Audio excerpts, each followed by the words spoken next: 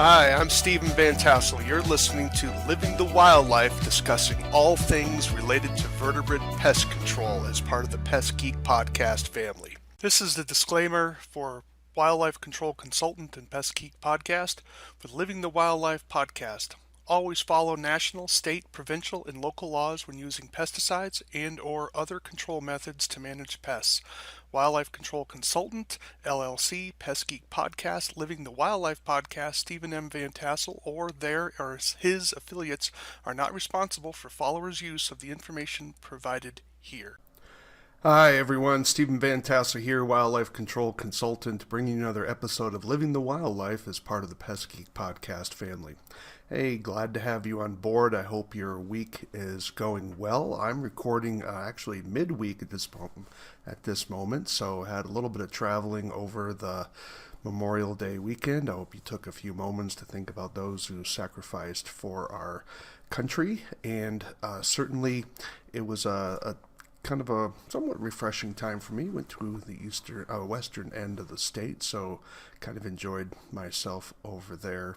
And it's kind of interesting seeing the number of Canada geese that we're starting to get. So I'm looking forward to future wildlife damage management opportunities that are growing here in the great state of Montana. And I trust that you're looking for new opportunities as well.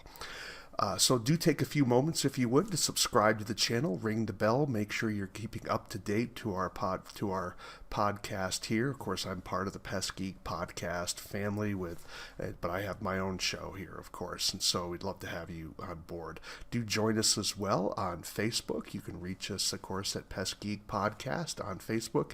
Join the revolution, as Franklin says it. So we'd love to hear from you there. We can talk about your triumphs and trials and just talk shop there in an affirming environment for you, especially for newcomers. By all means, definitely learn. You can learn a lot just even from lurking, even if you don't have questions asked. Of course, I'm always open to getting comments from my audience. You can reach me at wildlifecontrolconsultant@gmail.com.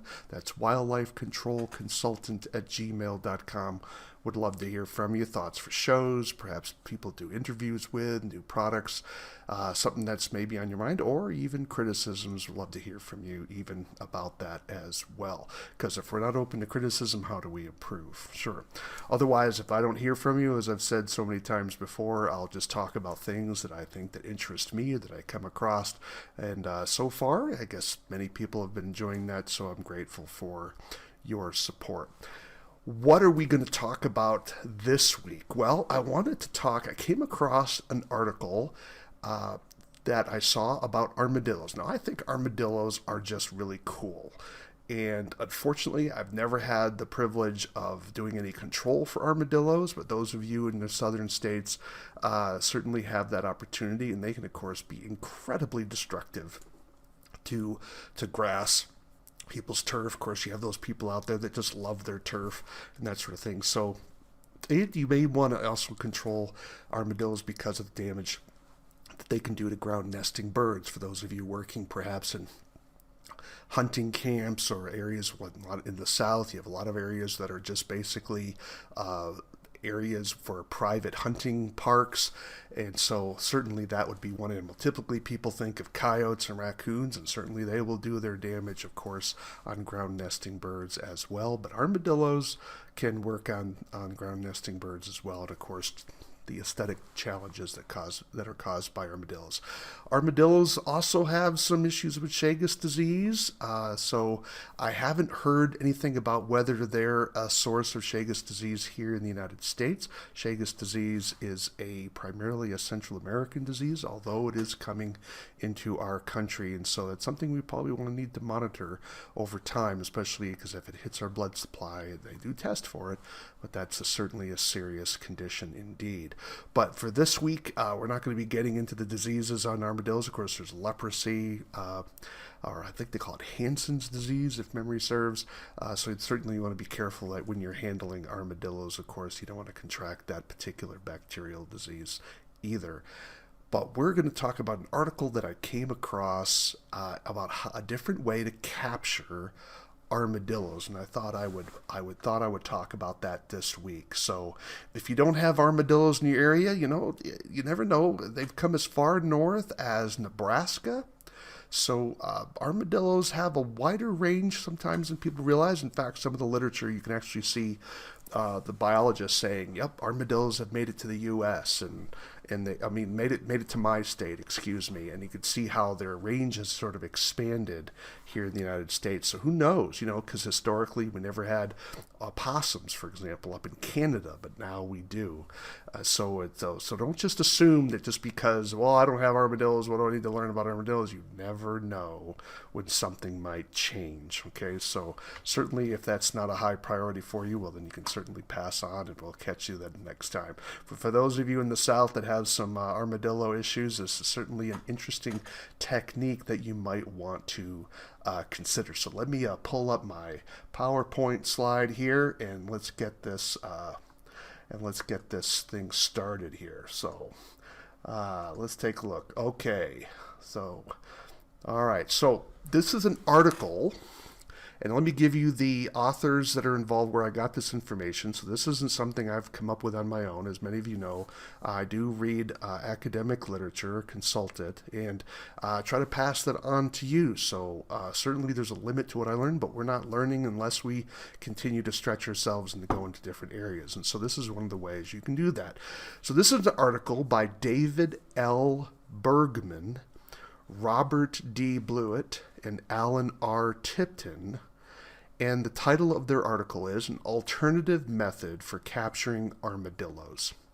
And that was published in the Southwestern Naturalist Journal, Volume 40, Issue 4, December of 1995, pages 414 through 416. So a very short article. If you're familiar with the Naturalist magazine journals, they're only like 6 by 8. They're not very large journals. They're not like 8.5 by 11 full page, but there's kind of like half page size, and so and no pictures, right? So it's not even a full page on the first page, and I'm not even sure it's a full page on the last page. So it is a very, very short article, but I wanted to sort of highlight what they talked about. So what they mentioned here are the ways that scientists have often used to capture armadillos. And they would say, okay, sometimes we'd capture them by hand, just run up and grab them, I guess, if that's what you can do.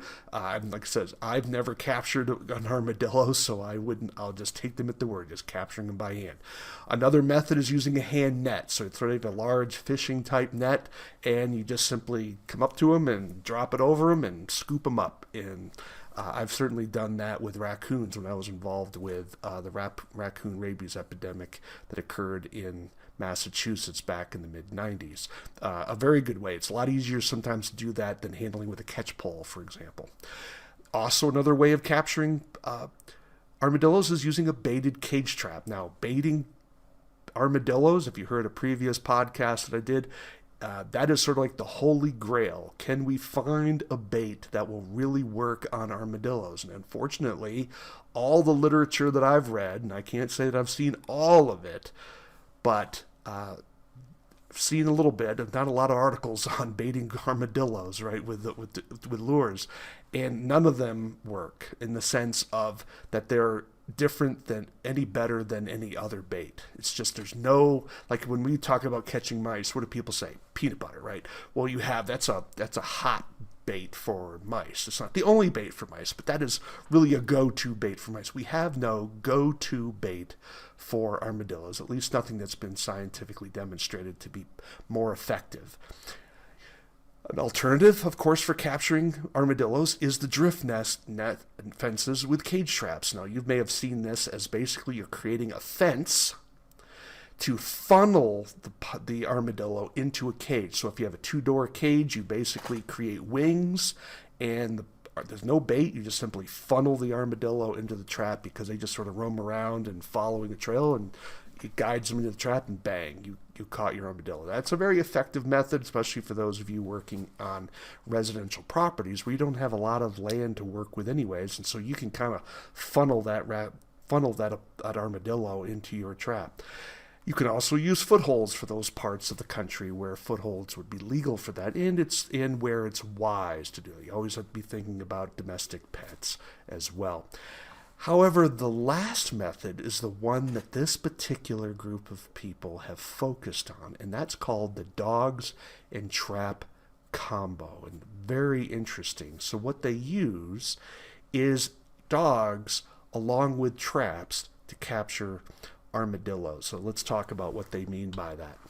So here's what they do. They take dogs that are trained in a similar manner that are used to capture raccoons. So if you have like an old raccoon dog that's used, this would be sort of a similar animal, and it's basically the training techniques. Instead of training it to go after raccoons, you're training the dog to key in on the armadillo. And once you have that kind of a dog, you then go out and you look into large landscape areas, and they basically search somewhere between 1,700 and 2,400 hours. So that would be about 5 o'clock to midnight. And what they would do is they would try to find those holes. They would let the dogs loose, and the dogs would then go find armadillos. And if they were chasing the armadillo would often run into a hole, and then the dog would identify whether that hole was occupied by an armadillo. Alternatively, the dog would be perhaps even corner an armadillo, perhaps maybe it got trapped somewhere. But nevertheless, the dog is identifying what hole has an active armadillo. And then you would set a trap to go after that particular armadillo in that hole. Now, what the researchers found was that the best times to do this type of work was at dusk and nightfall. Not sure exactly difference. I would say dusk is probably around sunset when the sun starts going down. It gets a little, where the ground gets probably a little darker, but you're still seeing a bright sky. They also found temperature mattered. They typically wanted to do the work between 70 and 79 degrees Fahrenheit. Part of the reason for that was they wanted to make sure the dogs didn't overheat. So armadillos, of course, were active at that temperature, but also that you didn't want your dog overheating as well. They also wanted a humidity of over 50%. And I would suspect the reason for that was not only the comfort of the armadillo, but also humid air carries odor better than dry air. And so those of you in the South certainly have a ton of humidity, to be sure. And they also wanted a period where things were partly overcast to fully overcast. And again, probably it's more of an issue of lower wind issues as well, and also keeping your dog cooler. And it may have been helpful for the armadillo activity as well. And so those were the conditions that they found the best times to search for armadillos. Now you may say, well, Stephen, how is this going to be applicable for my business when I'm not going out and removing armadillos from a large landscape? Granted, that's certainly something that a lot of wildlife control operators do. However, you may be in a situation where you're asked to remove armadillos over a large landscape. In this case, you're having a dog. Many of you in wildlife control have dogs that go with you in your jobs.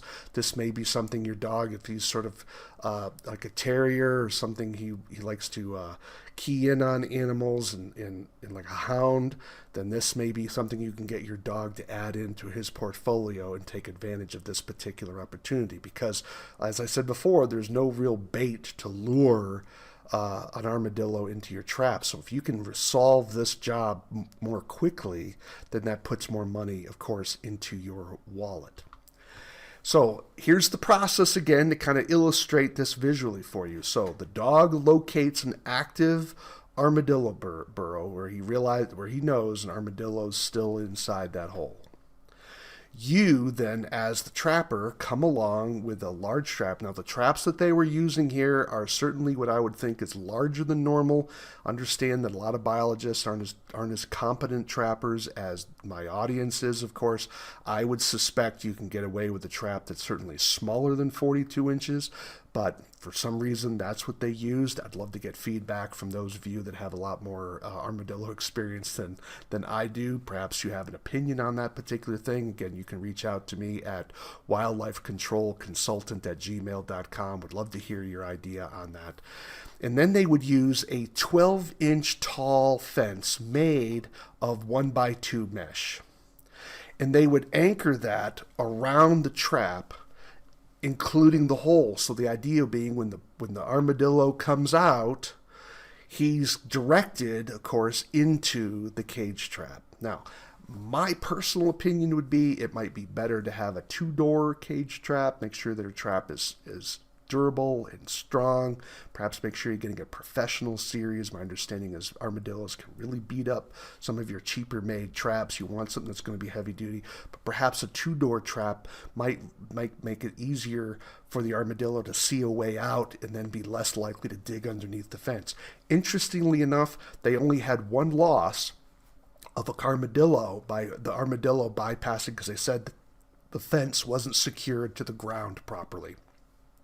So it seems that the armadillos really weren't looking for a way to dig underneath the fence, so they didn't have that trap shyness per se. So it seems that this was pretty straightforward for them. But they secured the trap around to the hole to force the armadillo, of course, into the trap. And that's basically how this whole process worked. Now, what they found is that the dogs worked best between the temperatures of 64.4 to 75 degrees Fahrenheit. Now, that may be kind of tough for some of you in the South, particularly if you're working during the summertime. So I suspect this was probably a wintertime activity. And they said this allowed the dogs to work for 2 hours. Now, if you're not dealing with large acreages, this is less of an issue of a concern for your dog overheating, of course. So let me go back to that previous slide. So armadillos like to be active between 70 and 79 degrees Fahrenheit, and the dogs can get up to 75 degrees. But again, you can have a dog working at hotter temperatures, of course. You just have to be careful about how long your dog is working and how much of I know dogs don't necessarily sweat, but whether your dog's going to be overheating. You just want to make sure of that. And you also want to make sure that the wind speed is less than 20 miles per hour. Now, 20 miles per hour is a pretty strong wind speed because, again, you want to be sure your dog is able to pick up the scent. So if it's too windy, the dog's going to get lost, and there's no use using the dog in that particular situation when you're dealing with large acreage. And so that is basically this particular technique, the dog trap combo. So this may be just another type of a technique that some of you may be able to use and incorporate into your system for looking for situations when you have armadillos on someone's property or perhaps some acreage, and how can you resolve that job more quickly rather than sort of guessing whether the armadillo's in a particular burrow or not. So let me go back over the authors again and make sure I give them appropriate kudos for this particular research. Again, this is by David L. Bergman, that's Bergman, and then Robert D. Blewett, that's Bluett, and Alan R. Tipton, Tipton. And the article's title is called An Alternative Method for Capturing Armadillos. And that was published in Southwestern Naturalist Journal, Volume 40, Issue 4, December 1995, pages 414 to 416. Hope that is something that those of you that have armadillos in your area, and perhaps you have a dog that's a good enough hound that can pick up armadillo scent and follow your cues to find those active burrows. Hope that puts more money into your pocket. So I just thought it was a fascinating concept there, and something that could really turn around a job much more quickly for those of you that have to handle armadillos. So I'm Stephen Van Tassel. You've been listening to Living the Wildlife as part of the Pest Geek podcast family. Do take a few moments, if you would, to subscribe to the channel. If you don't like dealing with YouTube, you can download my podcast over at Rumble. Just go to Wildlife Control Consultant under Rumble, and you can find my podcast there. I tend to upload even faster than what occurs through YouTube, and would love to hear from you. You can also reach out to me at wildlifecontrolconsultant@gmail.com, wildlifecontrolconsultant@gmail.com. Again, would love to hear from you, even criticisms, comments, thoughts, anything you have there. I would love to hear from you. If you have ideas for different shows, would love to hear that as well. I'm always looking for individuals who have something interesting to offer the audience. So if you want to be on the show, definitely reach out. I typically record at around 4 o'clock Mountain Time or on the weekend, so we can schedule that particular time for you. So again, this is Stephen Van Tassel, part of Living the Wildlife, part of the Pest Geek podcast family. Why do we call it Living the Wildlife? Because we want you to live the wildlife, not be the wildlife. Take care, everybody.